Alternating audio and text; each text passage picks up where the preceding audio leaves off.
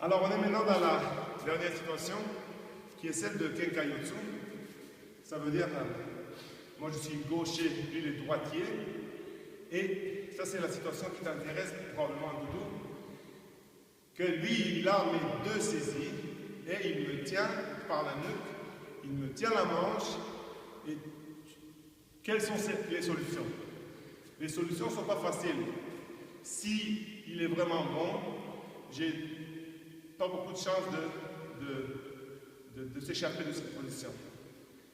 Mais il y en a quand même des solutions et je vais vous les présenter maintenant.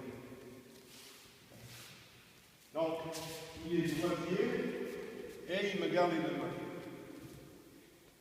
Okay, I'm here. The first thing to do is to try to create some space. See, I'm here.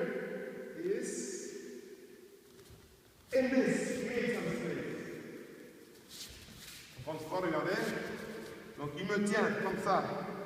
Moi je n'ai pas le choix parce que lui, il n'est pas stupide, il ne va pas me laisser faire ça facilement. Alors il me tient très fort. Alors, j'applique encore une fois le principe d'accélération et de changement de direction.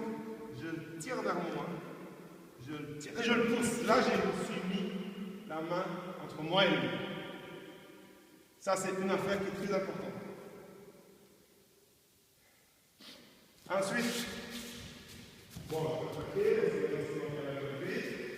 lui, il peut aussi s'en débarrasser de ma main forte. You can also get rid of my hand. This and try to get rid of the touche. Something.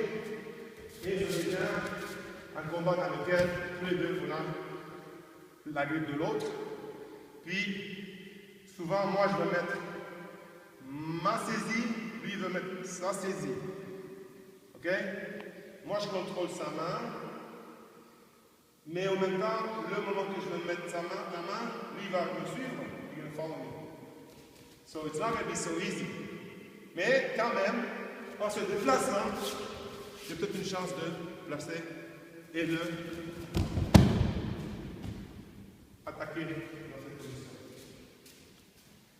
La deuxième méthode, donc, cette méthode, c'est la méthode de rapprochement éloignement.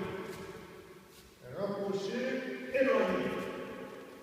Rapprocher, éloigner pour mettre dans la La deuxième méthode, qui est applicable par les gens qui sont vraiment forts, c'est fait pour la guerre. Donc moi, je suis maintenant droitier, puis c'est lui qui est tori. Il y a le ou la guerre de lui, et attaque just opportunity or something.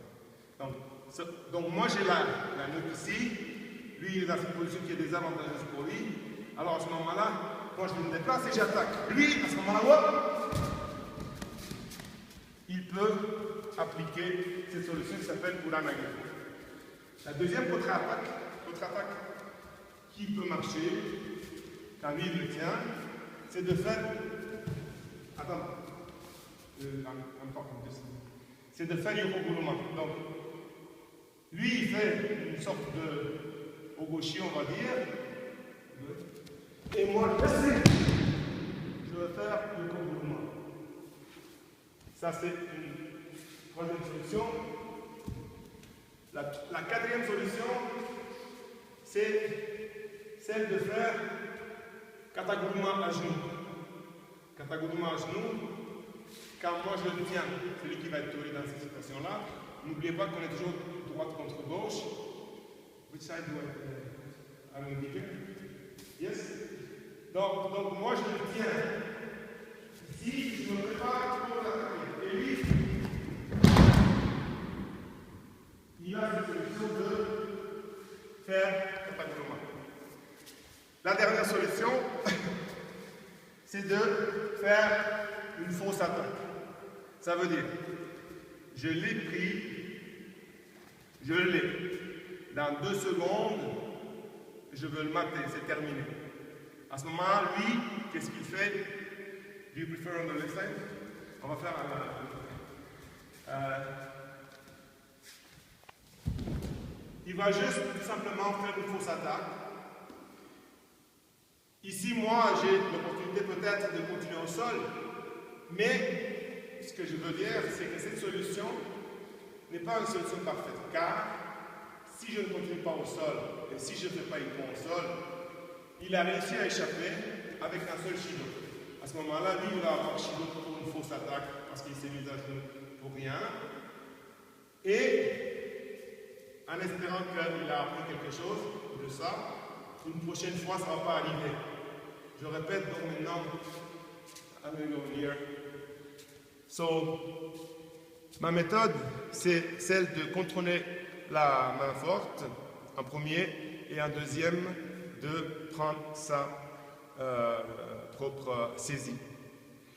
Les judokas qui préfèrent d'attaquer eux-mêmes directement et de prendre eux-mêmes la saisie en premier sont des judokas qui sont très forts physiquement et techniquement et qu'ils sont capables, comme par exemple, je peux donner un exemple, beaucoup de Japonais, et aujourd'hui pas seulement des Japonais, mais les gens qui sont capables de garder le dos droit, peu importe ce que tu fasses, il est capable de rester droit et d'imposer son coude à l'intérieur.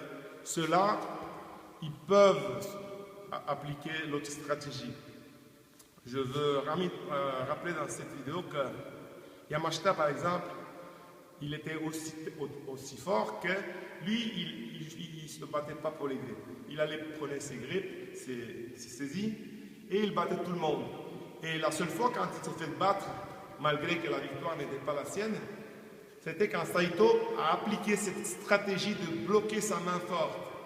Il a compris après avoir été battu par Yamashita 7 fois, 8 fois, 10 fois, je ne sais pas combien de fois, que la seule façon, c'est de bloquer sa main forte et d'appliquer la stratégie de la contre-attaque et non pas de l'attaque. Il a mis un Wazari Ippon que les juges ont contesté après. Et finalement, Yamashita a gagné par Ippon, mais en réalité, c'était la victoire de Saito. Puis c'était grâce à cette stratégie de bloquer la main forte que moi je vous ai présentée aujourd'hui. Merci. Bye bye. You can stop. Thank you.